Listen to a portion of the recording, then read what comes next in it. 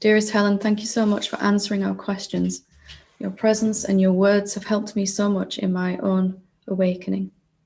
I was wondering if you could speak about the time on your journey where you started experiencing completely allowing thoughts and emotions at the same time, and at the same time not interfering with them or going into them.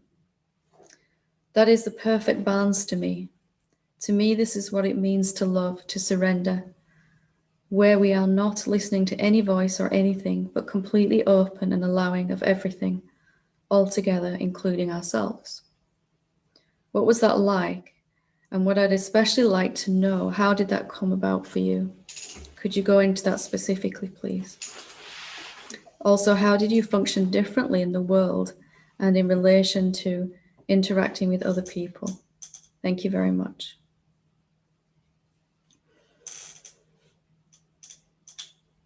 Well, let me start by saying it came about in a gradual way. It wasn't as if I suddenly stopped listening to thoughts in my life all at once. It'd be nice if it happened that way, but there were certain areas of my life where I could just turn away from thoughts and completely be open and unassuming, like we were just practicing now. And little by little, as I examine the thoughts in those areas, then in these other areas, there was just thoughts. They were no longer my thoughts or didn't have any meaning for me. So bit by bit, the compulsion to listen to thoughts and to push them away, to either agree with them or push them away, began to fall away. And it is love, as you said here, is love, is what would love do with the mind? How would love treat the mind? What would it be trying to push, pull all the time like we've been speaking about? What happens when we stop doing that? And it's the experience of that, what that was like. It's utter freedom, really. It's total freedom. That your mind can say anything at all, and it has no effect. You can imagine, right, what that would be like. And maybe you just experienced it for a short while. And that any external voice can say anything at all, and it has no effect. We listen to the voice to make sure it might be telling us something useful that we can use. But we're not going to let it define how we feel, whether it's an internal voice or external. And there was a lot of peace that came with that as well, a lot of peace that has never gone. Little by little, I unplugged myself from my mind in different areas. When I think about my financial situation, when I think about my children, when I think about my awakening. And then bliss. Joy and just an immense sense of freedom. And really it's more experienced as if the world is just happening and you're just here watching. You're just enjoying this show that is life.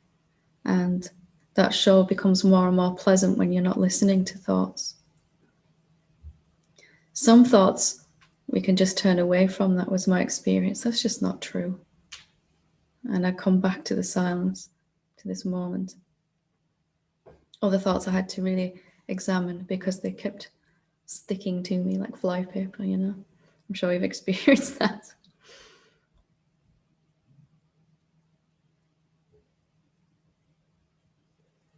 And sometimes as soon as I let go of those thoughts, they disappeared. Sometimes they hung around and just wanted to see if I would play with them for a while longer. But there is a point where, when we're practicing this openness and unassumingness that we're doing here today, where you can no longer automatically believe a thought. Even if there are thoughts, they are looked at and questioned as a habit. You know, is that true? Do I have to buy that? then you're not on this up and down roller coaster that is human existence. My mind says something nice to me, I feel really good. My mind says something terrible and I feel really, really bad for a really long time. And it is surrender, as you say. The actual root meaning of the word surrender, I've probably said this before, but is to give back. To give back. If you actually look at the etymology of the word, it means to give back. Not to give, but to give back, which means to give something back that was never mine, ever. Give it back. At some point I took it on accidentally, and to give it back. So just to give back this idea that I have to reference my mind as the ultimate resource for understanding my experience. How did I function differently in the world and in relation to interacting with other people? Well, I could spend an hour talking about that, but well, let me just say I could actually function. I wasn't like paralyzed by fear, by guilt, shame, anger, and my relationships began to really blossom in a way that I didn't even know was possible. I thought I knew what love was before this, and then it showed me, actually, you don't really. Here's some more, here's some deeper. And it's a kind of a relaxed contentment of, however this moment is going is absolutely fine. It'd be nice if it went this way, but if it's going this way, it must be because life's trying to give me what I want in a different way to the way I think it's going to come. Must be going my way. There's a trust in life as well. There's an allowance for everyone exactly as they are. What is that like? Can you imagine what that's like to not need to change anyone or yourself, you know?